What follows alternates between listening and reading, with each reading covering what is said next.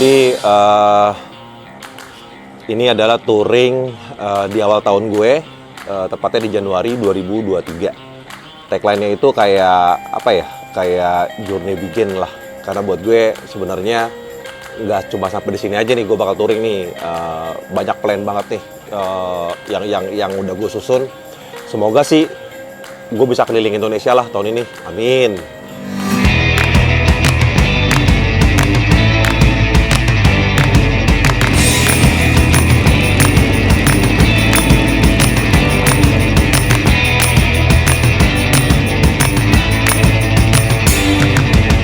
Jadi gue ngubungin si Didit, terus gue ngubungin si Fahri. Gue bilang kalau gue tuh kepengen touring sebenarnya. Touring itu sebenarnya jaraknya cuma dekat doang ya, cuma sekitar Jakarta ke Ciletuh. Itu kayaknya sih nggak terlalu yang ekstrim banget sih, yang lo mesti touring atau berkendara gitu kan. Karena jarak tempuhnya sendiri pun kalau nggak salah tuh mungkin cuma sekitar 6 jam kali ya dari Jakarta. Dan pada kesempatan itu gue ngubungin si Didi sama si Fahri lagi nih. Gue bilang yuk kita bikin tim kecil yuk buat kita touring ke Ciletuh. Nah kebetulan gue bertiga udah sepakat nih pada waktu itu. Cuma gue mikir kalau si Fahri sendiri sebagai fotografer dan videografer, gue pasti butuh joki buat bawa motor. Akhirnya gue hubungin temen gue si Robi. Nah yaudah akhirnya sepakat tuh kita berempat buat jalan pergi ke Ciletuh. Nah cuma ada yang konyol nih. Gue udah bilang di grup kita tikumnya digaple. Oke, udah sepakat, bla bla segala macam. Akhirnya itinerary udah dibikin. Harusnya kita jalan dari Gaple itu jam 5:30 paling telat. Udah dengan kondisi yang cukup rintik pada waktu itu karena si Fahri ngabarin Ciputat hujan nih bang, bla bla segala macam. Udah, gue akhirnya nggak cuci motor kan. Nah permasalahannya si Didit ini dia rumahnya itu dekat banget dari Gaple, secara di Depok gitu kan. Lu tinggal lurus aja ketemu jembatan Gaple, di depan tuh udah ada McD gitu kan. Setengah jam dong gue nunggu.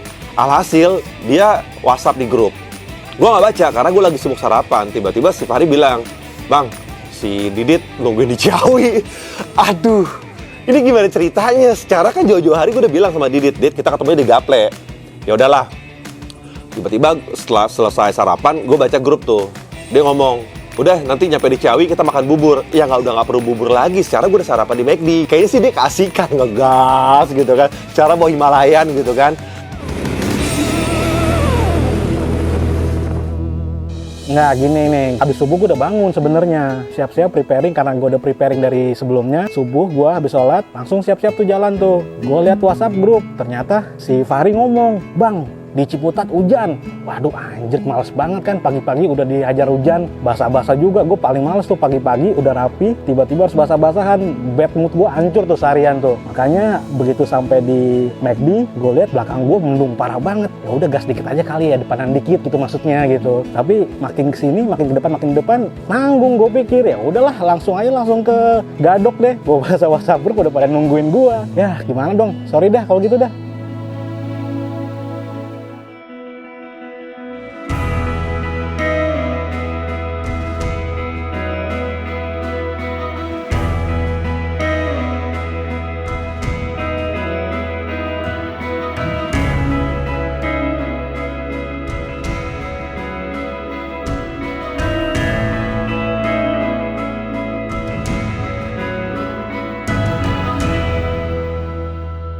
Nah dari Ciawi akhirnya gue ketemu sama si Didit tuh persis di putaran Ciawi untuk menuju ke arah Sukabumi. Yang kalau kita ke kiri itu kita menuju ke puncak. Udah kita sirama tuh.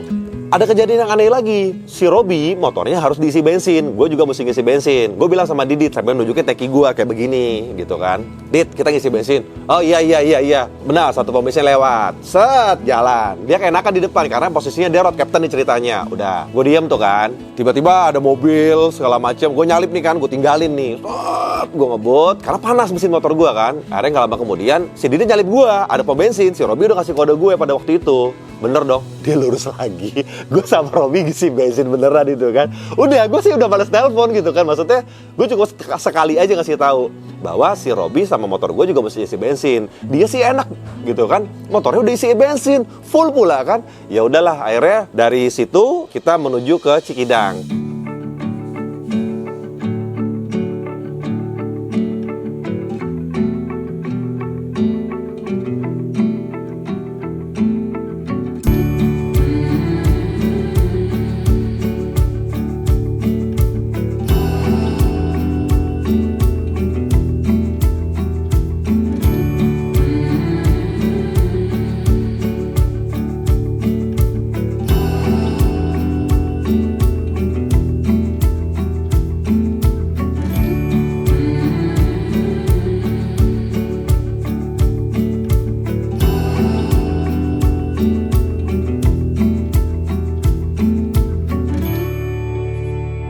kita ngelewatin perkebunan sawit, ketemu duren tuh. Aduh, itu sih gokil banget. Bukan cuma duren, di situ ada cempedak, di situ ada pete, di situ ada duren. Akhirnya ya udah, karena anak-anak nggak bisa milih duren, mungkin gue punya best experience milih duren itu jago. Selain milih duren, gue juga jago belah duren gitu kan. Jadi ya udah, gue pesenin tuh duren. Ya udah, ngomong ala-ala bahasa koboi gitulah, Sunda koboi sama si tete-tete di sana. Kata sabraha tuh teh gitu kan. Sekian. Ya udah, akhirnya dipilihin sama si tetenya. Malah si tetenya milihnya durennya nggak manis pada saat itu. Akhirnya begitu gue coba, manis dan teman-teman cocok.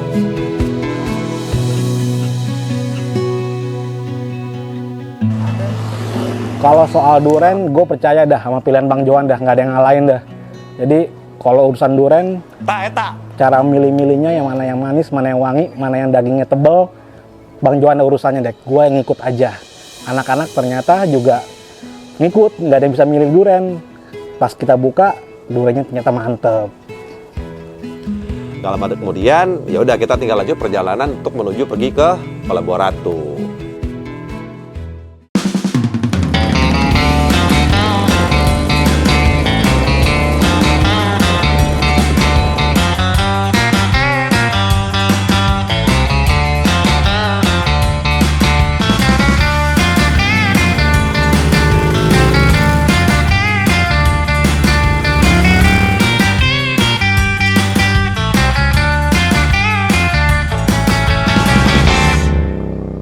Oke, setelah kita makan duren, kita turun tuh persis di perempatan. Kalau kita ke kiri pergi ke Ciletuh, kalau kita ke kanan itu pergi ke Pelabuhan. Nah, di situ kita sempat berhenti dulu sebentar. Si Didit nelfon temennya, kayak guide kita lah. Kebetulan dia juga anak motor juga, namanya Pria. Akhirnya Didit telepon, ya udah, nggak lama kemudian dari lampu merah itu untuk menuju ke tempatnya teman Didit itu tuh nggak jauh, kurang lebih sekitar 200 meter lah. Di situ ada kayak coffee shop gitu. Ya udah, kita istirahat sebentar, minum kopi, nyegerin tenggorokan gitu kan, karena cuaca cukup panas juga pada waktu itu. Nah, nggak lama kemudian, udah kita langsung jalan tuh pergi ke kampung adat.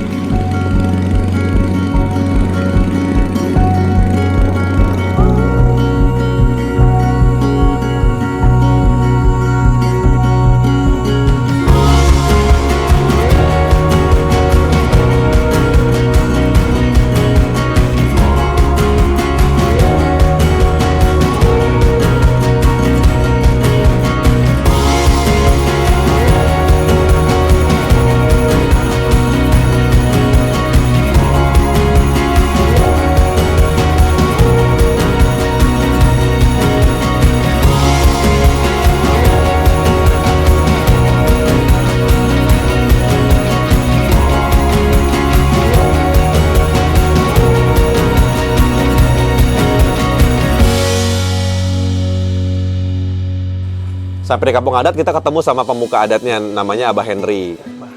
Bah, terima kasih nih udah ketemu. Nah, itu kita dijamu tuh, dan apa ya, suasananya sih kalau buat gue pedesaan banget, tenang, udaranya sejuk, itu sih yang paling penting.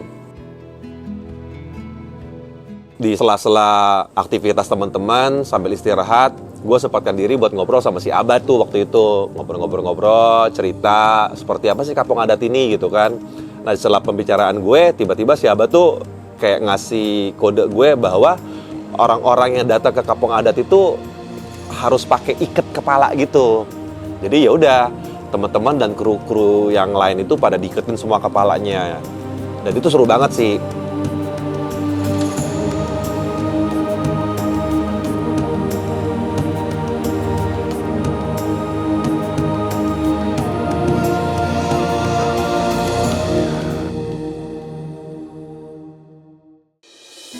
Kebetulan kan gue suka sama dunia-dunia mistis gitu kan. Sempat nanya, Nyi Roro Kidul tuh seperti apa gitu kan. Cuma si Abah tuh nggak berani jawab gitu kan. Mungkin karena kehati-hatian dia biar mitos yang beredar ini tidak terlalu kental banget. Jadi ya udah, cuma sekedar ngambang aja. Gak lama kemudian setelah gue nanya masalah si Nyi Roro Kidul, si Didit dengan enaknya dia ngomong, "Bah, gue pengen kaya mendadak, gimana caranya?" Ya kali, lo kaya kerja kali cuy. Ya nggak bisa kalau lo nggak kerja gitu kan. Nah, sebenarnya gue punya pertanyaan khusus buat Abah. Awalnya gue malu, cuman karena Bang Johan udah mancing, ya udah gue tanya aja, berani diri. Pokoknya gue tanya, gimana caranya gue bisa kaya raya dalam waktu sekejap. Minimal ya se-lifting sama Raffi Ahmad lah.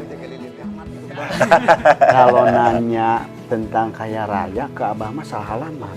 Abah juga nggak Abah mau. juga kan nggak kaya. Iya kan? Rumahnya Tidak. ladangnya. Bukan berarti ini. Alhamdulillah kalau masalah untuk sawah lahan mah gitu mah kan. Kan kaya itu kan harus serba ada. Yang penting mah kaya hati aja lah. Tuh, Iya, kayak hati iya. setuju. Kayak hati itu udah bisa mencukupi semuanya. Iya. Tuh. Nggak bisa dibayar. Ya gue nggak tahu ya, maksudnya itu buat ngisi kecapean kita biar ceria atau bagaimana, tapi gue nggak ngerti deh. Nah, setelah sesi tanya jawab itu, kita disuguhkan makan siang. Wah, itu sih gila sih ya. Dengan beras yang otentik banget, yang dimasak tuh wajib banget pakai kayu, nggak boleh tersentuh sama dunia modern kayak apa sih Magicom gitu, itu nggak, mereka nggak ada tuh. Ngegoreng ikan, di situ ada lalapannya kalau nggak salah itu selada air, ada sambelnya. Ah, itu the best banget sih.